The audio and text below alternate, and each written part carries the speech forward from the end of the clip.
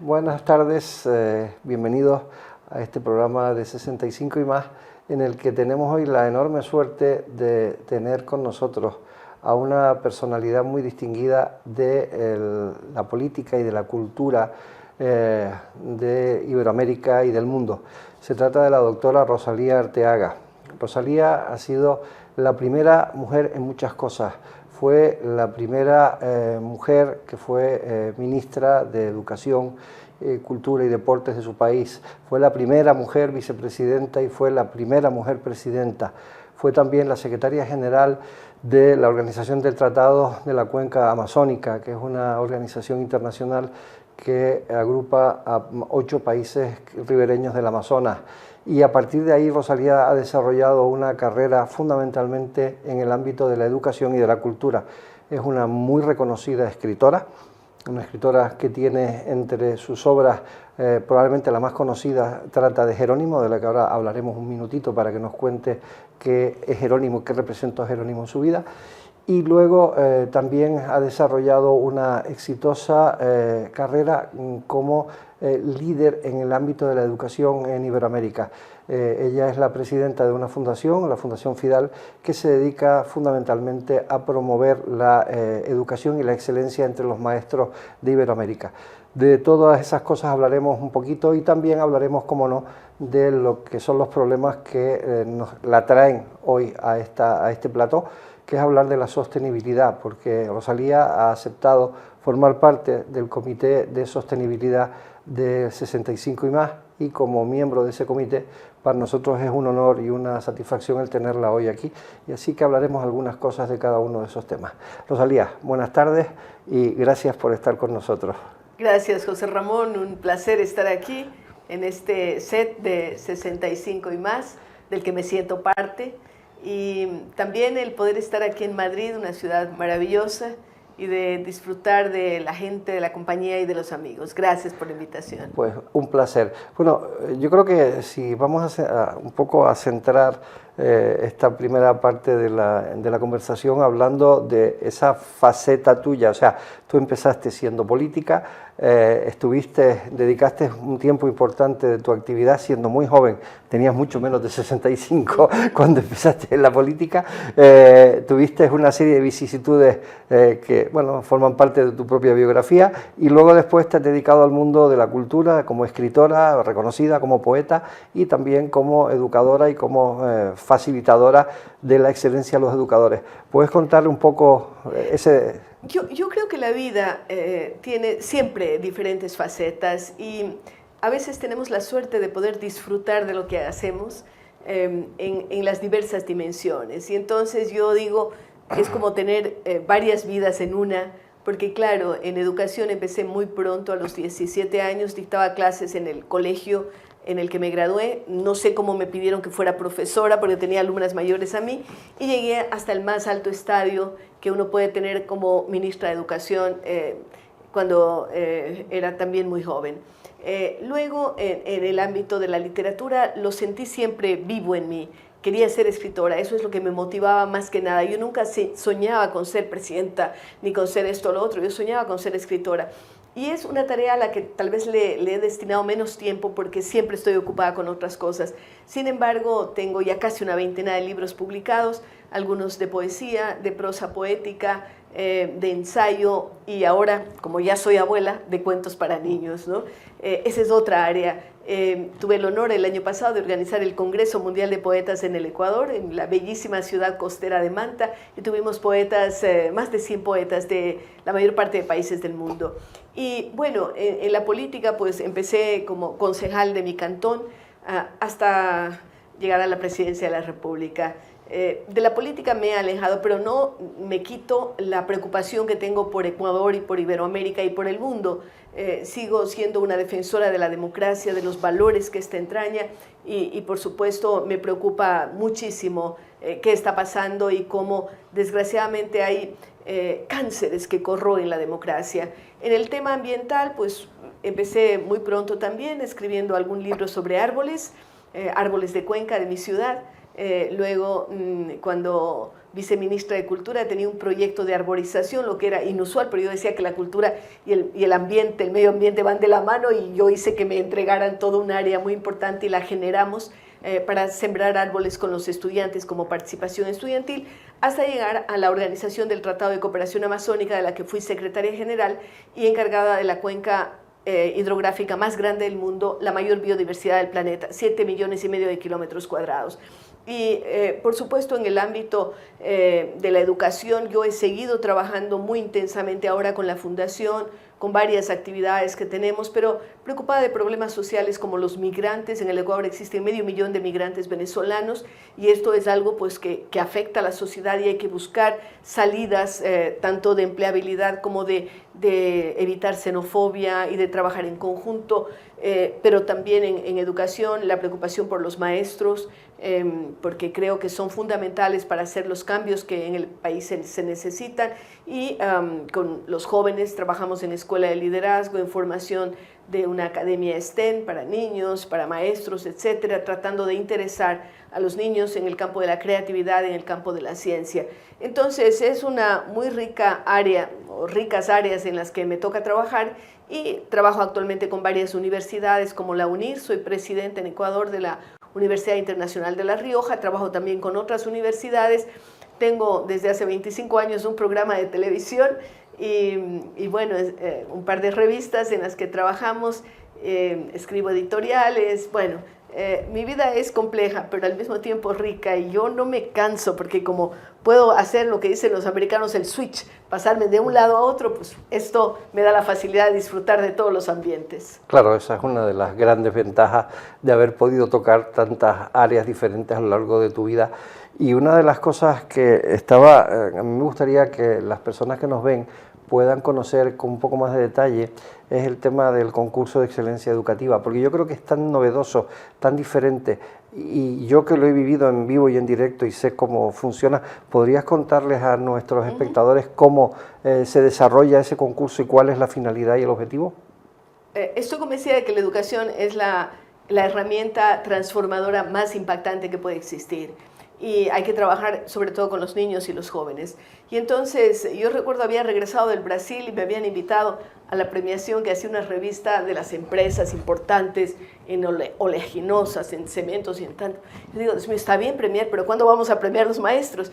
Y entonces se nos ocurrió crear ese concurso hace 15 años. Este año justamente en agosto vamos a hacer la premiación número 15 y convocar a maestros de escuelas y colegios, primero del Ecuador, pero ahora de toda Iberoamérica. Siempre tenemos participantes de España, lo que nos alienta, pero también de todos los países, de México, de Perú, de Centroamérica, etcétera, de Brasil también. Y participan maestros que nos presenten un proyecto en el que tengan muy buenas prácticas y que tengan un impacto en sus alumnos y que pueda ser replicable. Esos son los condicionantes de los participantes, y a lo largo de los años hemos premiado experiencias fantásticas, a veces de la ruralidad. No siempre el colegio más caro es el que mejor prácticas tiene, lo hemos visto a lo largo de todo el tiempo, y no solamente en el Ecuador, sino en todos los países. Maestros con mística, con ganas de hacer bien las cosas. Empezamos con estímulos como viajes, como becas en universidades. Ahora tenemos un estímulo económico que creo que se lo merecen mucho los maestros, y continuamos con viajes y con becas.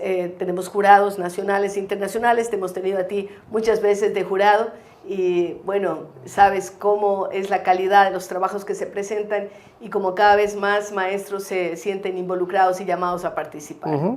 Y una de las cosas que claramente te distinguen ha sido tu vocación ambientalista, probablemente incluso anterior a tu época en la organización del Tratado de la Cuenca Amazónica, pero luego evidentemente además en las revistas que diriges pues son básicamente revistas de ámbito ambiental y de sostenibilidad, y como tú eres miembro del Comité de Sostenibilidad de 65 y más, ya que amablemente aceptaste nuestra invitación, pues a mí me gustaría preguntarte fundamentalmente, como primera pregunta de este bloque, es, o sea, ¿cuál es ¿cuál es tu idea con respecto a la sostenibilidad en el mundo? Es decir, ¿por qué tenemos que decirle a nuestros hijos, a nuestros nietos, a nuestros abuelos, oiga, sea sostenible? El mundo, si no es sostenible, se cae.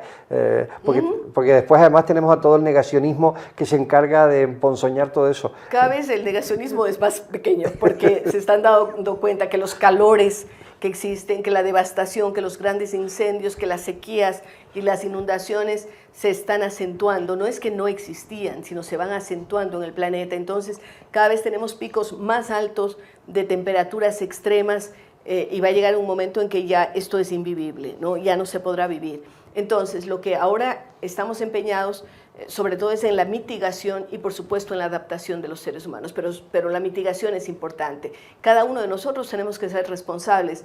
Yo siempre digo que no debemos esperar solo de los gobiernos, porque los gobiernos tienen su responsabilidad, las empresas la tienen, pero también cada uno de nosotros, saber que tratemos de evitar los plásticos de un solo uso, saber que no podemos desperdiciar el agua. Hemos visto ciudades en Estados Unidos que ya están cerrando planes de expansión de su vivienda. Me parece que era Nebraska que vi últimamente, y que dicen no podemos construir nada más, es decir, ya no hay agua para más gente, y estamos viéndolo en varios países. Cada vez avanza la desertificación, y en definitiva lo que podemos decir a las personas es que no tenemos un planeta B, no hay otra tierra, no es que se acaba esta tierra, se acaban los recursos y nos podemos ir.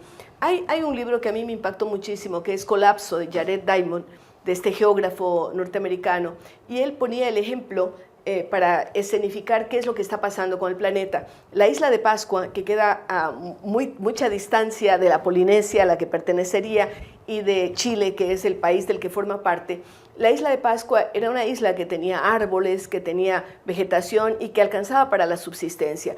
Los de la isla de Pascua empezaron a hacer unos grandes tótems, ¿no?, para alabar a su divinidad. Y quemaron toda la madera. Finalmente esta quedó como una isla desierta. ¿Y qué pasaba? Era una isla, no tenían forma de llegar a otros mundos, a los continentes o a otras islas. Se consumieron todo lo que tenían y la civilización se extinguió.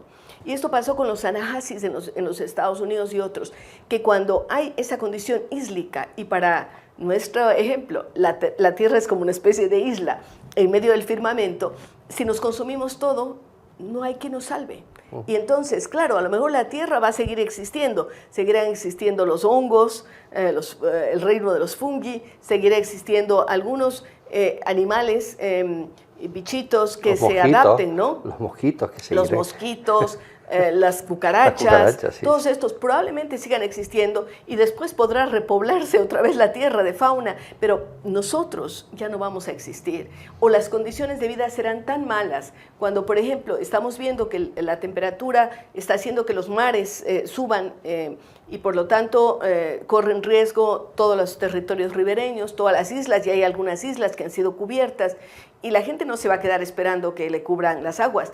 Por ejemplo, he oído al presidente de Micronesia, ¿no?, es decir, un país archipelágico, y dicen, bueno, si es que se empiezan a cubrir nuestras islas, nosotros vamos al continente. Y entonces habrá más luchas, más problemas. De hecho, ya tenemos refugiados climáticos. Entonces, la solución es ser mucho más responsables, tratar de seguir viviendo, pero usando con mucha mesura los recursos que tenemos, y especialmente cuidar el agua, la calidad del aire, la provisión de alimentos, etc. No, tú mencionabas la isla de Pascua, y a mí me vino a la cabeza inmediatamente Galápagos. Claro, Galápagos es todo lo contrario.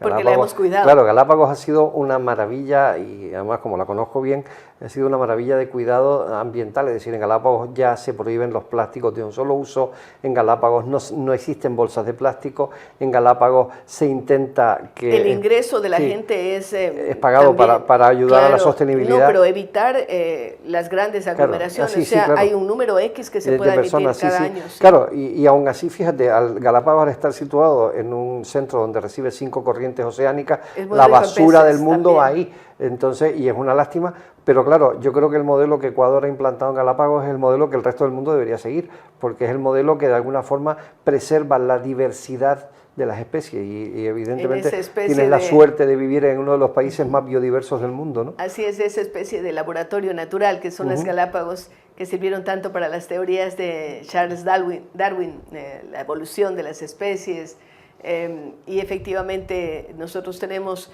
en un territorio más bien pequeño, una zona costanera de playa y de ciudades, diríamos, que dan hacia el Océano Pacífico. Tenemos la gran modificatoria del clima, que es la cordillera de los Andes, con altitudes de más de 6.000 metros, de montañas como el Chimborazo, nieves eternas, que se están derritiendo también, y tenemos casi el 50%, más del 50% del país, que es territorio amazónico, además de las Islas Galápagos. Es decir, que un día uno puede ir desde la nieve eterna hasta la playa o hacia la jungla, y podemos disfrutar de ello. Me siento muy orgullosa, y también de la gran variedad de productos tan ricos que tenemos. A veces algunos de mis amigos se ríen, dicen que soy un poco exagerada, pero no es así. Cuando digo que tenemos las mejores rosas del mundo, el mejor chocolate del mundo, el mejor atún o los mejores camarones, ¿no?, que se exportan a muchas partes del mundo, o el banano, que también somos campeones mundiales en exportación. Y una pregunta, volviendo al tema de la sostenibilidad, ¿cuáles crees que son los retos que en este momento tiene el mundo con respecto a la sostenibilidad? ¿Cuáles dirías tú, si tuvieras que poner un ranking, los tres retos más importantes? El tema de los plásticos hay que evitarlo, combustibles fósiles, cada vez iría más hacia lo renovable, diríamos así. El cuidado personal que cada uno de nosotros debemos tener, y yo creo que allí entra un factor fundamental, que es educación.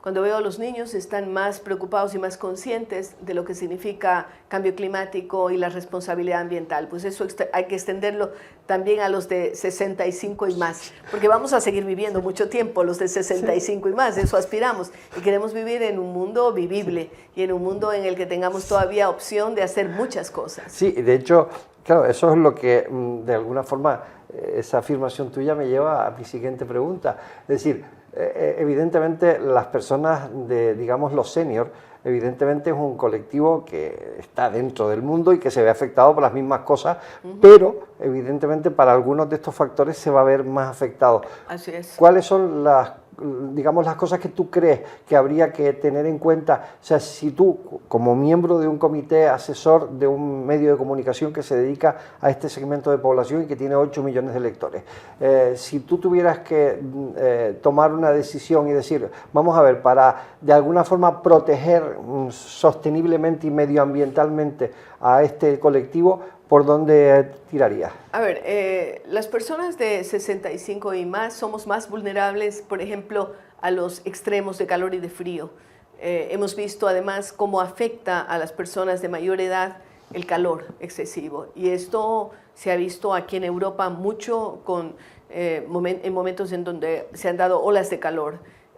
Además, las personas de 65 y más, y probablemente más y más, a veces no tenemos sed, ¿no? Y entonces ese que es un síntoma de decir, voy a evitar la deshidratación, y esto tú lo sabes mejor como médico, es que no hay ese síntoma de la sed, y entonces saber que todos tenemos que tomar agua, y agua de buena calidad, que tenemos que cuidarnos de los virus, ¿no es cierto? Es indudable, pero también el tema de los virus puede ser mucho más grave en un mundo que no se cuida, que no cuida la sustentabilidad, y el tema de las bacterias.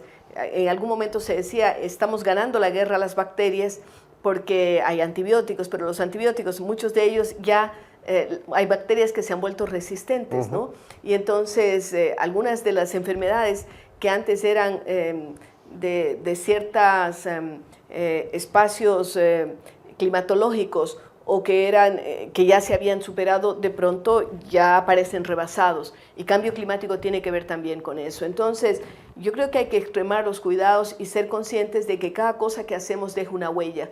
Tratemos de dejar menos huella. Yo a los chicos les digo, y les molesto, digo, cuando se cepillan los dientes, por favor, cierren la llave, agarren el agua en un vasito, porque ustedes van y se cepillan los dientes mientras ven el programa de televisión o bailan, y el agua se sigue yendo, ¿no? Y es un desastre. El aceite que consumimos, pues no lo botemos en el fregadero, hay formas también de reutilizarlo. También pensar que el tema de los empleos verdes va a dar mucha solución a los problemas de empleabilidad que hoy existen, porque la gente está preocupada, robótica. Yo aquí no veo camarógrafos, por ejemplo, ya sé que todo está hecho con robótica, pero en el momento determinado en que hay cada vez menos opciones de trabajo, sabemos que los empleos verdes van a generar más empleos, estas posibilidades de hacer cosas increíbles con el tema de la basura. La basura es la materia prima de ahora y del futuro, y entonces no la desperdiciemos. Otro tema importante es el tema de la comida. El desperdicio en comida sigue siendo brutal, ¿no? La cantidad de comida que se echa a perder en los refrigeradores, en los frigoríficos, que se echa a perder en los restaurantes, cuando en el mundo todavía hay tanta gente que no tiene para comer, es absolutamente irresponsable. Entonces, comprar aquello que se va a consumir, sí, pero no más, no aquello que se va a dañar y que lo vamos a echar a la basura, al bote de la basura. Estamos generando contaminación y estamos siendo irresponsables para con ese segmento de la población que no tiene para comer. Muy bien, como última pregunta ya para ir cerrando esta conversación tan interesante. Tú viajas por todo el mundo y estás continuamente viendo realidades distintas, países distintos, países ricos, países pobres, países menos ricos, países menos pobres, países más en desarrollo, menos en desarrollo. ¿Cuál crees que es digamos, los principales problemas y retos que se enfrenta la humanidad senior? Es decir, ese porcentaje tan alto, porque gracias a que los avances de la ciencia han permitido que nuestra pirámide poblacional se haya invertido, pues cada vez, evidentemente, un señor de 65 años ahora no tiene nada que ver con un señor de 65 años hace 50 años. Es decir, yo recuerdo a mi abuelo que muere con 64 años y parecía lo que a mí, un anciano de 90. Y claro, te encuentras ahora a mí mismo. O sea, no soy anciano, pero no demasiado. Entonces, con lo cual, dice, evidentemente, o sea, ¿qué es lo que ves, qué es lo que aprecias y qué es lo que te parece? A ver, tiene que haber mayor diálogo intergeneracional. La convicción de que una persona que se jubila no tiene que ser excluida, y esto las leyes de y los gobiernos tienen que cuidar a esa población, porque allí hay una vastedad de conocimientos enorme. Hay mucho que una persona de más de 65 años puede darle a su país, a su familia, a la humanidad. Entonces, no es cuestión de decir, esta persona cumplió 65 y lo archivamos, no. Y además tener que estar consciente de que, por supuesto, vamos a tener mayores cuidados, habrá que cuidarse más de cierto tipo de dolencias, de enfermedades, que la osteoporosis, que la artritis, que el Alzheimer, etcétera. También hay un tema que es importante y que no hemos tocado aquí, que es el de la salud mental. Entonces, yo creo que hay que, sí, la soledad, la depresión, todo esto.